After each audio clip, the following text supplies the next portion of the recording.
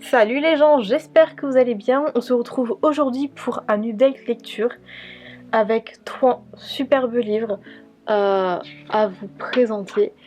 Et du coup, on commence dès maintenant. Dans un premier temps, j'ai lu le tome 9, la première partie du tome 9 de Outlander de Diana Gabaldon aux éditions J'ai lu.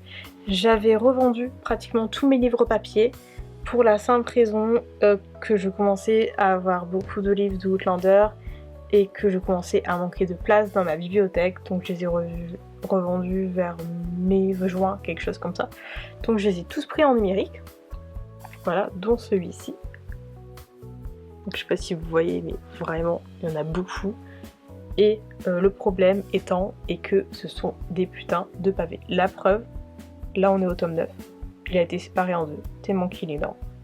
Et la première partie du tome 9 reste énormissime, j'ai mis je crois une semaine à la lire pour vous dire à quel point vraiment c'est énorme. Bref, il y a une citation que j'ai beaucoup aimée aussi dans ce tome. Personne ne sait vraiment ce qu'est la guerre à moins de l'avoir vécue.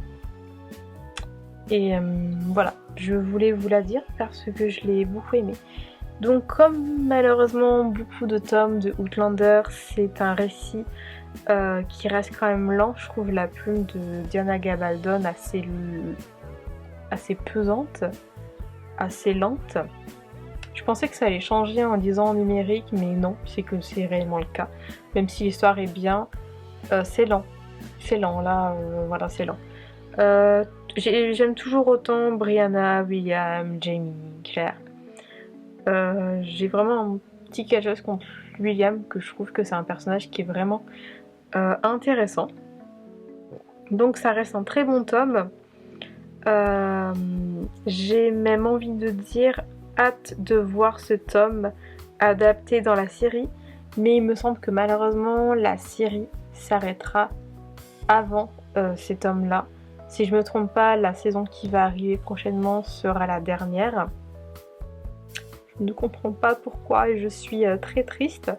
Donc voilà, enfin, c'est triste parce que du coup on n'aura pas ce tome-là adapté à la série.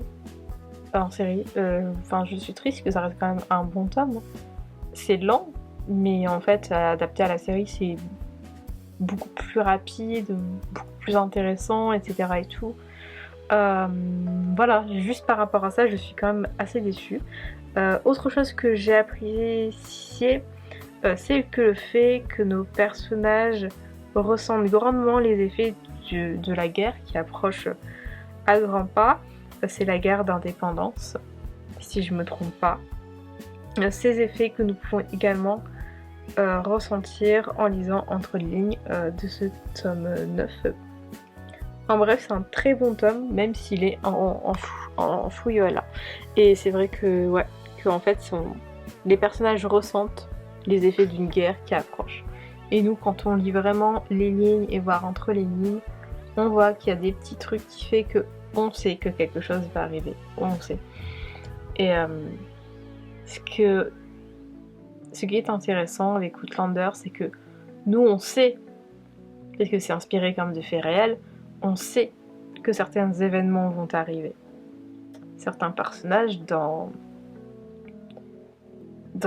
cette saga ne le savent pas. Ne savent pas comment ça va se présenter, etc. Ne le savent pas. Et par rapport à ça, ça nous laisse un certain avantage et parfois c'est un petit peu drôle ou triste de voir certaines choses. Bref, c'est un bon tome, toujours très lent, mais c'est un bon tome. Et là actuellement, quand je suis en train de vous parler, j'ai commencé à lire la deuxième partie du tome 9 aujourd'hui. J'ai pas super bien avancé parce que j'ai passé mon après-midi à tourner des vidéos YouTube. Mais voilà. Ensuite, j'ai lu un livre que pour moi, j'en parle comme étant un classique parce que tout le monde connaît le film. Bref, ça reste un classique de Stephen King. Il s'agit donc de La Ligne Verte aux éditions Le Livre de Poche. La couverture est assez sympathique. Je n'ai pas besoin de dire de quoi parle La ligne verte. Je pense que tout le monde connaît la ligne verte à présent. Je me souviens que j'ai dû voir le film peut-être 2 fois dans ma vie et j'ai dû pleurer 2 fois dans ma vie. Alors j'avoue que là, je n'ai pas pleuré. Très probablement parce que c'est pas vraiment la même chose entre regarder un film et lire un livre, mais aussi parce que je connais l'histoire. Mais quoi qu'il en soit, ça reste tout de même assez triste quand on sait comment Geoff Caffey termine sa vie en fait. Voilà. Donc voilà, c'est un livre qui se me présente plus. On a tous vu le film. Depuis longtemps, je me disais que je lirais le livre. Cette chose est enfin arrivée. Je n'ai pas pleuré en lisant le livre. Par contre, je mentirais en disant qu'il ne m'a rien fait. La ligne verte est tout de même un ouvrage très différent de ce que écrit habituellement Stephen King. C'est-à-dire que là, on n'a pas d'horreur, on n'a pas en soi de mystère un petit peu flippant comme on a l'habitude avec Stephen King. Là, c'est vraiment un ouvrage qui de 1 est une sorte de plaidoirie contre la peine de mort, mais également contre le racisme. Parce que soyons honnêtes, si John Caffey était un homme blanc,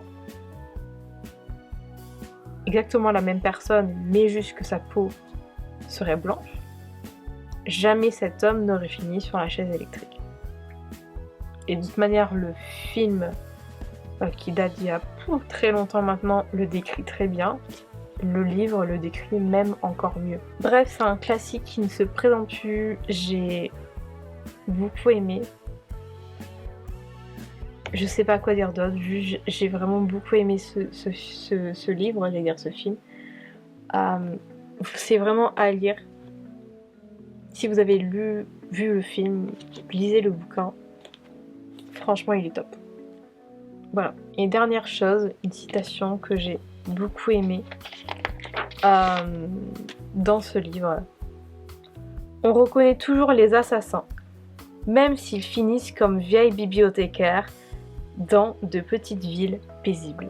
Ensuite, pour finir cette update lecture, j'ai lu ce bouquin. Au moment où je vous tourne la vidéo, je l'ai fini hier soir et oh mon dieu, qu'est-ce que c'est incroyable. Bref, il s'agit du premier tome de Grisha, Shadow and Bone, de Leigh Bardugo aux éditions Milan. Donc, je regardais la série de base, même si je sais que par rapport au livre, ça prend un chemin un petit peu différent.